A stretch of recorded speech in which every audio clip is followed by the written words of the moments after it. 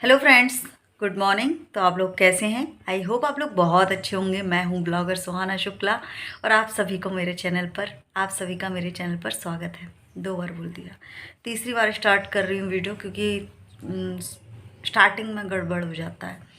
तो फिर से हम उसी चीज़ को यानी कि कंटिन्यू करते हैं, क्योंकि मैंने एक दिन वीडियो लेकर आई थी।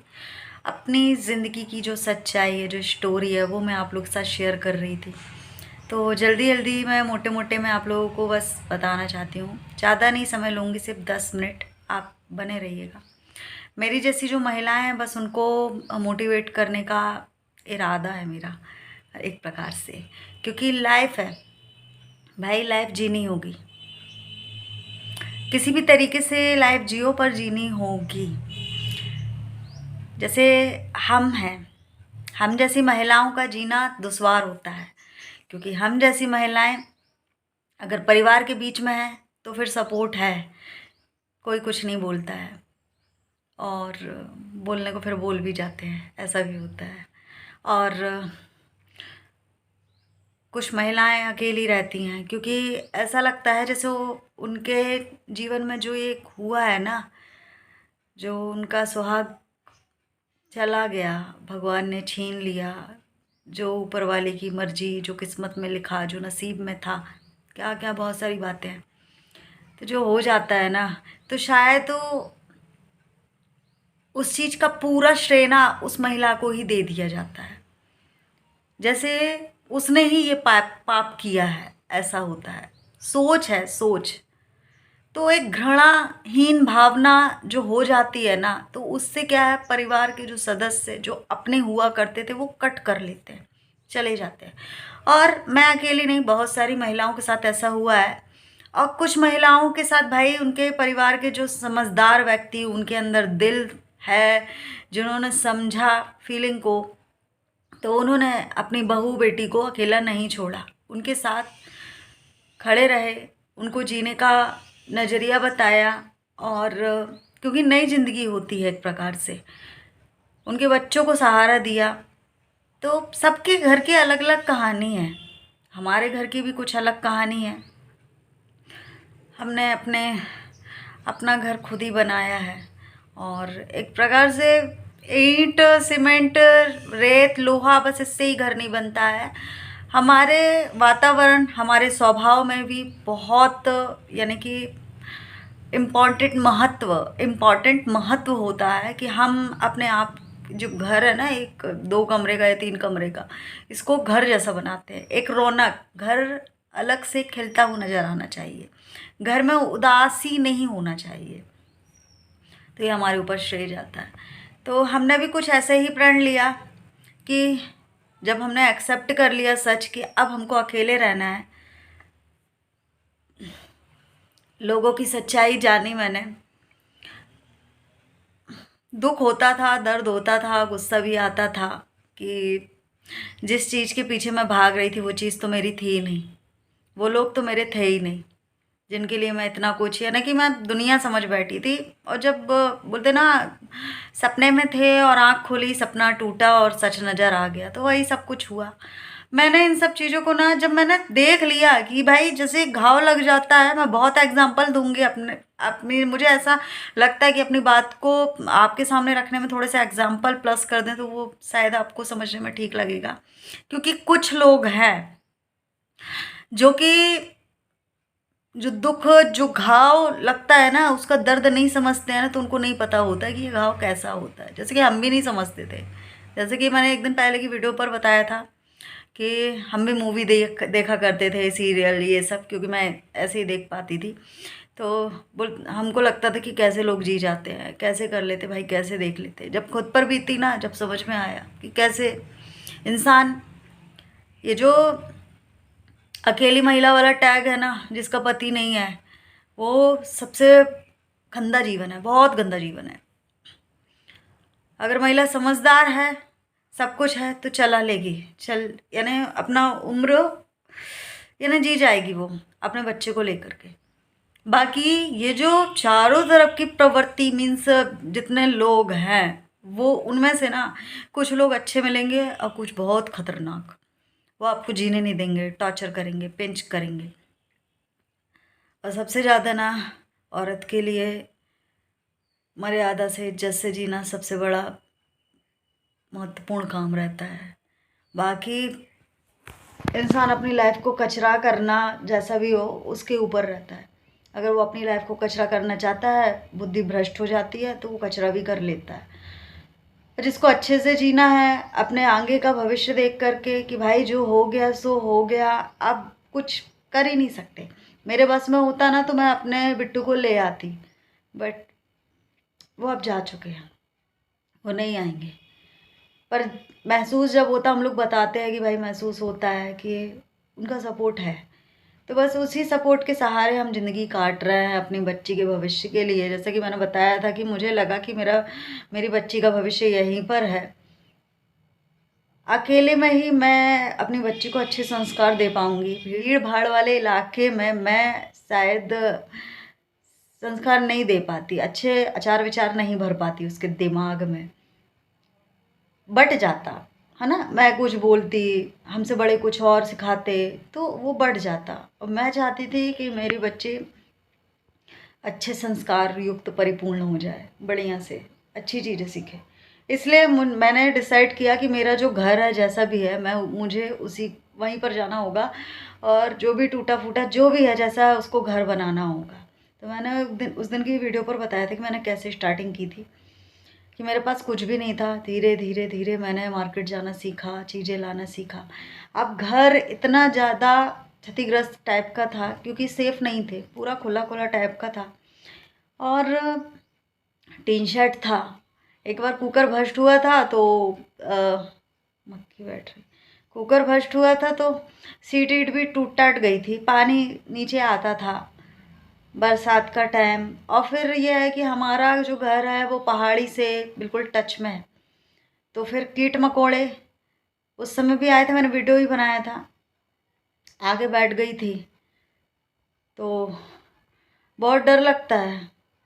तो मैंने बोला जब पहले निकलते थे ये सब तो बिट्टू थे तो इतना डर नहीं रहता था, पर अब बिट्टू के जाने के बाद मेरे को इन सब चीज़ों से बड़ा डर लगता है। तो मैंने फिर अपने घर को सेफ्टी करवाना ठीक समझा, तो मैंने अपने घर को करीब 3 महीने लगा था पूरा कंप्लीट करवा लिया था। मैं अपने वीडियो है सारा कुछ मेरे की चैनल पर,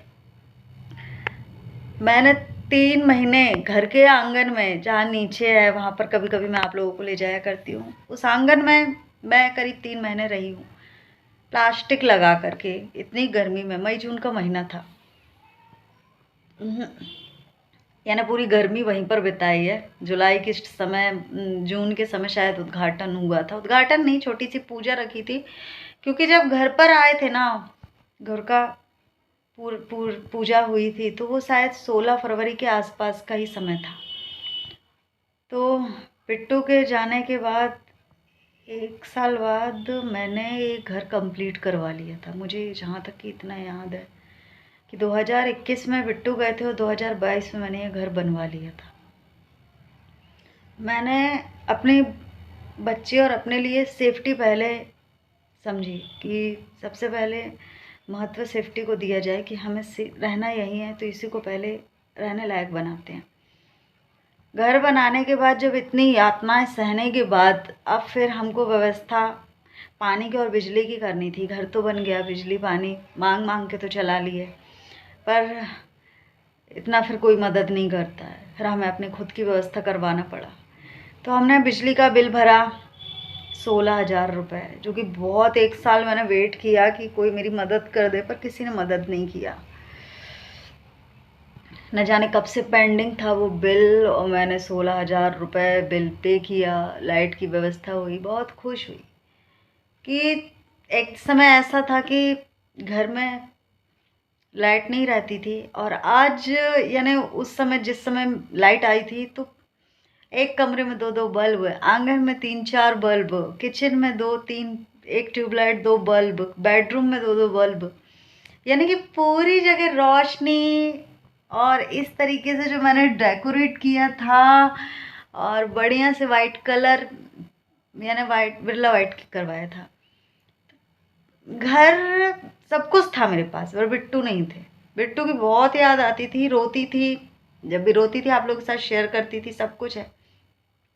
बहुत सारे ऐसे पड़ाव आए कि मुझे बहुत ज़्यादा परेशान किया गया, बहुत ज़्यादा। एक तो मैं अपने दुख से नहीं निकल पा रही, जैसे तैसे जीने की कोशिश कर रही, अपनी छोटी छोटी चीज़ों में खुश हो रही, पर मुझे जीने नहीं दिया जा रहा था। प्रहार पे प्रहार, प्रहार पे प्रहार हो रहा था मेरे ऊपर एक प्रकार से। उस समय मैंने अपने माइंड को डाइवर्ट करने के लिए बीच में ही डिसीजन लिया था कि मुझे पढ़ाई करनी है, क्योंकि जो भी होता है सब ऊपर वाला पहले से ही लिख देता है। मुझे नहीं पता था कि मेरी पढ़ाई बिट्टू ने क्यों कंप्लीट करवाई थी, शायद इस दिन के लिए। यानी मेरे शुक्ला जी ने मुझे मेरा बहुत सपोर्ट किया था पढ़ाई को लेकर के, उनको बहुत अच्छा लगता था। आज वो कहीं से देख रहे होंगे, जो भी है जैसा भी है, तो बहुत खुश हो रहे होंगे। मुझे अच्छा लगता है पढ़ना, इसलिए मैंने सोचा कि माइंड डाइवर्ट रहेगा, एक कंपटीशन सा होगा तो हमको अच्छा लगेगा। इसलिए मैंने पढ़ने का भी डिसाइड किया कि मैं पढ़ाई करती हूँ, बच्चे को भी पढ़ाती हूँ। बच्चा भी बोलते हैं ना कि माँ बाप से ही बच्चा सीखता है, तो अपने बच्चे के लिए माँ बाप मैं ही हूँ, तो जो मैं करूँगी वही मेरा बच्चा सीखेगा। इसलिए मैंने अपने आप को चेंज किया, बहुत ज़्यादा चेंज किया, बहुत ज़्यादा। मैंने अपने पहनावे पर, मैंने अपने रहन सहन पर, मैंने अपने वातावरण पर सब कुछ चेंज किया। ये ना मेरा दूसरा जीवन बिट्टू के जाने के बाद। रोती रही, बिलखती रही, ये दिन चलते रहे, बीतते रहे, रोते रहे, क्योंकि चोट तो लगी है। जब जब एहसास करो तब तब घाव ताज़ा हो जाता है, दर्द ताज़ा हो जाता है, रोते रोते। आज का समय है, मैंने 4 साल बिता लिए अपने जीवन के उनके बिना। जो एक दिन ऐसा था कि मैं, वो चले जाते थे तो मैं उनका इंतज़ार करती थी, खाना नहीं खाती थी। यानी शाम के 9 बजते थे, यानी रात के 9 बजते थे, और मैं उनका इंतज़ार करती थी कि बिट्टू नहीं आए। कॉल करती थी तो वो गुस्सा होते थे, बार बार कॉल क्यों करती है, तो मैं किसी बहाने से कॉल किया करती थी, क्यों आ रहे हो, ये चीज़ नहीं है, ले आओगे। डरती थी, क्योंकि मैं उनसे बहुत ज़्यादा डरती थी। तो बोलते थे कि अभी ठीक है, थोड़ा टाइम लगेगा, आ रहा हूँ। कभी कभी ऐसा हो जाता था कि उनको 12-1 बज जाए, 2 बज जाए, और मैं उनका इंतज़ार करते करते, बस यही छत जो सामने है यहाँ पर, जब तक वो नहीं आते थे ना, मेरी नींद नहीं लगती थी, बस उनका इंतज़ार करती थी। अब वो मेरी वीडियो पर बहुत कम आते थे, आते थे, कम आते थे। वो बोलते थे आऊँगा, थोड़ा ठीक हो जाने दे मेरे को, आऊँगा। क्योंकि वो थोड़े से पतले दुबले थे ना, इस कारण से उनको अच्छा नहीं लगता था। बोलते थे तू अपना काम कर, जहाँ ज़रूरत होगी मैं खड़ा हूँ, ऐसा बोलते थे। तो वही बोल रही हूँ कि मैं, एक समय ऐसा था कि मैं उनका इंतज़ार करती थी, जब तक नहीं आते थे नींद तक नहीं आती थी। आज ये समय है कि उनका इंतज़ार भी नहीं कर सकते हैं, पर कभी कभी ना दिमाग है, सोचने लगती हूँ कि मैंने इतना कुछ कर लिया है। मेरे लिए बहुत बड़ी बात है कि मैंने इतना कुछ किया, मैंने सारा कुछ चेंज कर दिया। कभी कभी सोचती हूँ कि श्रेया से भी बोल देती हूँ, नहीं रहा जाता कि श्रेया अगर पापा जी आ गए तो, ऐसे आ गए अचानक से, और अपन बहुत खुश होंगे, और वो देखेंगे तो सबसे पहले मेरी पीठ थपथपाएंगे कि तू इतने दिन मेरे से दूर रही और इतना कुछ चेंज कर लिया, जैसा मैंने सोचा था वैसा ही तूने किया। पर मैं अब इंतज़ार नहीं करती, बस सपना ही देखती हूँ कि शायद वो आए, आए। सपने में आते हैं, उतने में ही खुश हो जाते हैं कि हाँ आ गए हैं। सपना या ये ज़िंदगी, मुझे किसी पर विश्वास नहीं है। जी रहे हैं, बस जी रहे हैं, क्योंकि अब वो हर्ष उल्लास नहीं है। क्योंकि वो थे ना, तब मुझे अच्छा लगता था, और हम दोनों सपने बुनते थे, ऐसा करेंगे वैसा करेंगे। एक दिन बाद का सोचने लगते थे कि कल ये करेंगे, वो करेंगे। आजकल कोई वो नहीं है, धक्का मार ज़िंदगी है, जी रहे हैं, बस जी रहे हैं।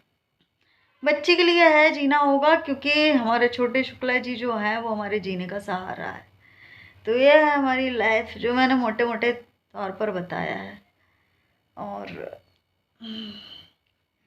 अगर बारीकी से डीप से बताती ना, तो शायद मैं नहीं बता पाती, इसलिए मैं जल्दी जल्दी में बता दिया।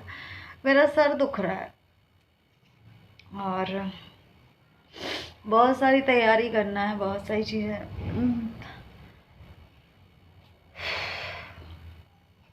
चलो, तो वीडियो थोड़ा सा भी अच्छा लगे तो लाइक शेयर कमेंट करना। मिलते हैं आप लोगों को नेक्स्ट वीडियो में, तब तक के लिए बाय। सपोर्ट करना पर भैया आप लोग।